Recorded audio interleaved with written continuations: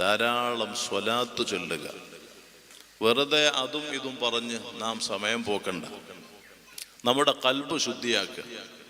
നമ്മുടെ കൽബ് നമ്മുടെ ബാഹ്യമായ നമുക്ക് ബാഹ്യമായിട്ട് കാണാൻ പറ്റുന്ന ശരീരത്തിന് പിടിപെടുന്ന മാരക രോഗങ്ങൾ, ക്യാൻസർ വന്നാൽ, കിഡ്നിക്ക് തകരാറ് വന്നാൽ, മറ്റ് എന്ത് അസുഖങ്ങൾ വന്നാലും ഡോക്ടർമാരെ സമീപിച്ച് അതിന് വേണ്ട ചികിത്സ